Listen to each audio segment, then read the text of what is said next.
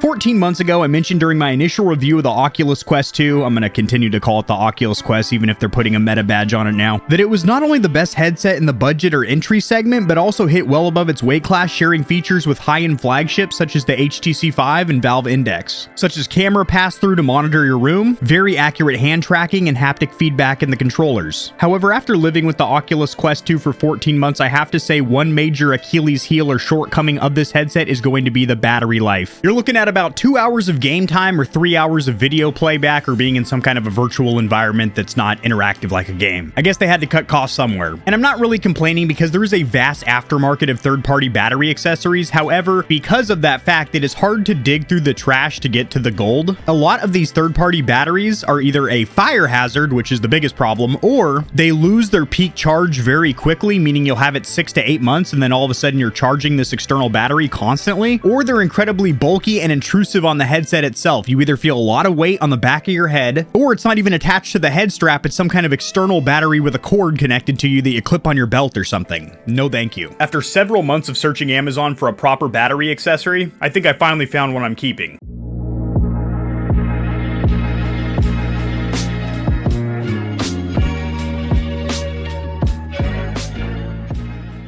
Now, I'm just going to get the bottom line up front out of the way because your time is precious and a lot of people don't have the patience to sit through an entire review. The Aubika Headstrap is by far, hands down, no contest, the best battery headstrap on the market currently. It is substantially better than the Oculus 2 headset. Sorry if you hear any booming or pounding in the background. My neighbor's getting a new roof installed. Jerry's been waiting on that for 2 hurricanes now, so that's good. He's finally, not swimming through his living room. But sharing my screen for a moment, the licensed Oculus head strap with the onboard battery is $109. It was $120 for the longest time. And that head strap is notorious for breaking. And I do absolutely mean notorious, not to mention that is a 4,676 milliamp hour battery, which is going to get you about 2 to 2.5 hours of gameplay. The Aubika head strap is $60, plus there's a 10% coupon currently, which will remove $6 off the price. And it is on Prime 2-day shipping. Pretty dang good reviews as well. 626 people give it a 4.5 star, but this has a 5,000 milliamp hour battery, which will get you around 3 to 4 hours of extra battery time. And the plastics are substantially thicker and more flexible, so they have less of a chance of breaking. And it's also easier to install and remove this head strap, as it does have a little lip to get your fingers in to pop it off the side of the goggle. And also the design is very sleek as well in comparison to some of these other third-party options. This looks like you have an IR scope on the side of some night vision goggles and you're about to infiltrate an insurgent's lair or something. This steampunk looking contraption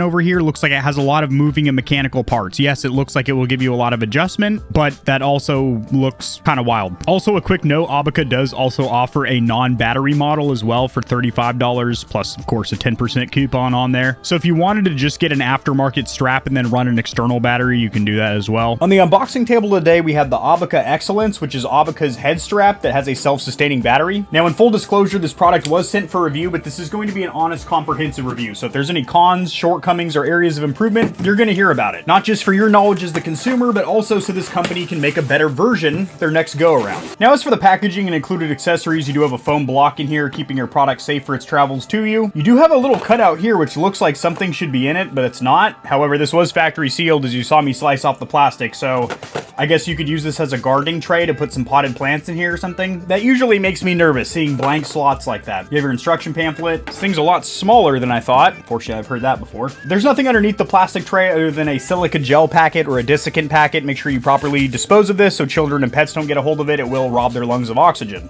So not the most premium packaging. You're not getting any laser cut foam or anything like that. However, they have a bundle as well that's $90 US with a 20% coupon currently on Amazon, which would bring the price down to $70. So for $10 extra, you get a soft carrying case. If I had purchased this for myself, I probably would have opted for that option because I think the carrying case is worth the $10, as it does hold the headset, controllers, charging cables, and a bunch of other accessories. As for the instruction manual, it folds out like a long, skinny pamphlet. English is the primary language, only language. Decent font. I don't need to bust out the monocle to read this or anything. There are pictures, not color, but they are descriptive and show you exactly how to install this on your headset, which I'm going to walk you through in just a minute. Now, as for the manufacturer's weight and dimensions, it is going to pop up in front of my face right here. But here at Gamer Heaven, as I reach for this non-drug scale, this is used for food use, by the way, such as flour and oregano. Put this on a hard surface, low battery, good. What kind of battery does this thing take anyway? 10.9 ounces, 311 grams. Now, as for the actual headset itself, it does have this little plastic pass-through over here with a USB-C cable. This will constantly remain plugged into the side of the headset. Speaking of size adjustment, this also has a ratchet mechanism. Much like many of the aftermarket head straps for the Oculus 2, such as the one I have installed currently, they kind of cradle the back of your head a little bit better, distribute weight better. On the top, you have a small button which will begin to dispense the battery's contents into your actual headset. You have 4 LED lights which will indicate the battery life. On the bottom end, or the tuchus, you have a USB-C cable that sure enough is going to charge this bad boy. So this is an output to your headset. This is an input to charge it. It's all USB-C because we are in 2022, although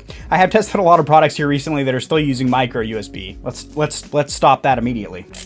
That's a satisfying sound. So this ratchet mechanism works very good. We'll have to see when it's actually on the headset, but twisting it to the left or counterclockwise, it extends the arms out, and then ratcheting to the right or clockwise brings it in. You do have 4 status LEDs on the top of the headset that will flash, indicating how charged the battery is, and they will go solid with all 4 dots when she is fully juiced. Now, I do recommend before using the battery strap that you charge it up to 100%, which is indicated by these LED lights on the top that you may or may not be able to see, but just trust me, I'm an honest man. There's 4 LED lights illuminated. Now, removing and installing a strap on the Oculus headset is very, very simple. You're going to pop off the face interface, which is this material here. This is an aftermarket one, but they all function the same. Just pull out, give her a little wiggledy biggle.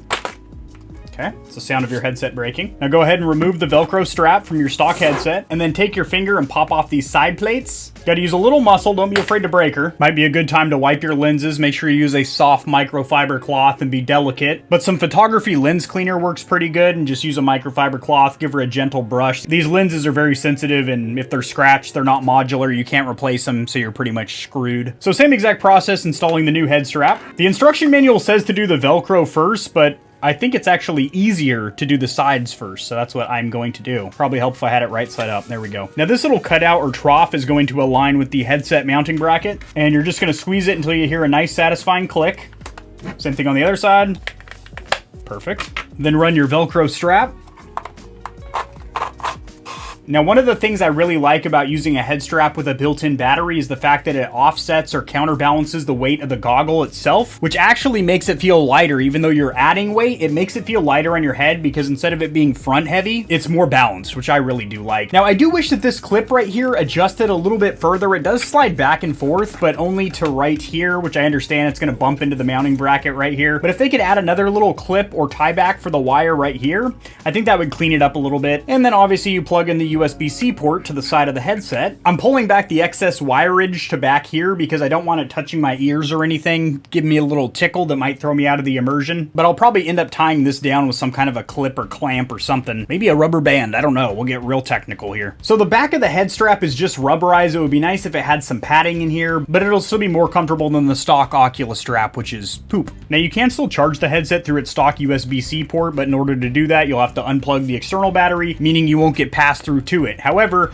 if you charge via this USB-C cable, not only does it charge the battery pack, but once that's full, it actually trickles into the headset itself as a pass-through, which is very nice. You're looking at about 5 hours to charge both completely, which will give you around 5 to 6 hours of use time, so not bad at all. Now, one thing I really hope Aubika develops another product would be some kind of a dock specifically for this battery, because unfortunately you cannot use things like the anchor dock because that uses this port to charge. It's not trickling back into the battery. You have to use this USB-C port. Now, one thing I really do like about the design of this head strap is the fact that it does have a little bit of a lip, as opposed to the licensed Oculus head strap, which is damn near flush. It makes it pretty hard to get your hand in there and remove. By default, when you plug this in, it will start trickle charging to your goggles. However, if you want to stop it at any time and you just want to run on the internal battery, double tapping this button will stop the battery flow. As you see, the lights went off, and then if you want to start again, just single press it. So single press to turn it on, 2 presses to turn it off to where you're running on the goggles battery. Almost forgot to reinstall my face interface. That would be quite uncomfortable. Perfecto. So to get this on your head, you're gonna loosen it up, get the back pad of the strap around the crown of your skull, and then pull down, and then ratchet down. So actually very comfortable, and like I mentioned earlier, because the battery is in the back, it's actually offsetting the weight of the goggle, which is super sweet. In case you don't know, because maybe you're not an Oculus headset owner, these do have a pass-through with these cameras to where you can see your room at any time during gameplay or whatever you're doing. Give it a little double tap, little wrap on the side, and you will be able to see your room. Then when you want to jump back into a more peaceful virtual world, double tap again. So as for the pros, cons, and my verdict of the Aubika head strap with battery, we'll start with the cons because there's really not that many of them. The main one, in my opinion, is the fact that you cannot use this with any kind of a dock because the USB-C port is being taken to charge via the battery. To my knowledge, Aubika doesn't have a dedicated charging dock to work with this battery. If they did, that'd be awesome because you're charging not only the battery pack, but also the onboard or internal battery of the headset itself. And the second and final area of improvement, I think they could do a little bit more with the padding for the crown of the back of your head. It's just rubberized. If they could add some padding, maybe some memory foam or something. I understand they want to keep their build cost down, so they just went with a rubber pad. It's by no means uncomfortable whatsoever, but it could be a little bit more plush and contour your head. As for the pros, well, there's a lot. We'll start with the fact that it is less than half the price of the licensed head strap, but has more battery life. Also, it's more durable than not only the first-party option from Oculus, but also a lot of third-party options as well. I myself treat my equipment very good. However, I'll be overlaying some B-roll. There's other reviewers that have tested this head strap, and we're doing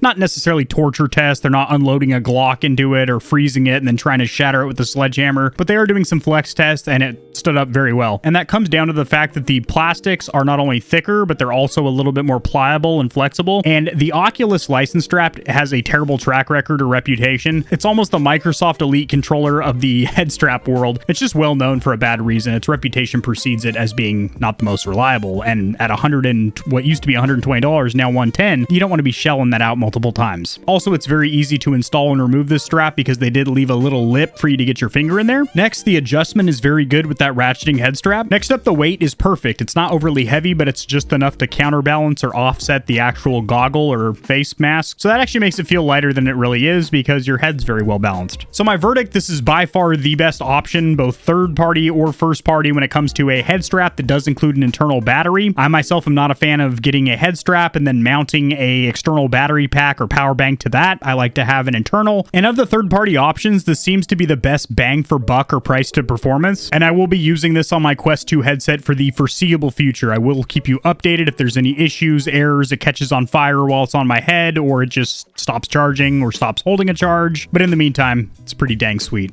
Now, if you'll excuse me, I'm going to get back to Half-Life Alyx. Don't want to keep her waiting. If you enjoyed the video, liking it helps it to get seen by more gamers. This information will reach and assist them as well, which in turn helps me grow this little channel, which I do greatly appreciate. Subscribe for more content like this. I cover news in the gaming community and industry, tutorials helping you get set up streaming and YouTubing, as well as honest gaming product reviews, keyboards, mice, headsets, controllers, mics, chairs, etc. There are some hefty exclusive discount codes found only in the description of my videos and only for the audience here at Gamer Heaven. Check out Into the AM for some of the sickest looking and most comfortable cloth to ever grace my gaming giblets. If you don't want to be scorching your corneas with harmful blue light, check out Gamer Advantage, the only blue light glasses on the market that look sexy and actually work. If you're looking for a custom controller that'll blow the competition's tits back, AIM definitively has the best bang for buck or price to performance when it comes to Xbox, PlayStation, and Switch controllers. Nope, they don't do Switch, but they do gaming mice. I said doo-doo. I have links to all my other platforms and socials in the description below. If you need a quick laugh or blast of gamer adrenaline, check my short form videos out at TikTok. To get in touch with myself and the Stallions and Stallionettes of Gamer Heaven, join the community Discord, and check me out at twitch.tv where I go live every other leap year on a blue moon if it falls into an odd calendar number, and my pH balance is on point. Just kidding, starting June I'm going to be live streaming a lot. Thanks for watching. This has been AK40 Kevin hosting Gamer Heaven, and I'll see you tomorrow because I upload daily, all the time, 60% of the time,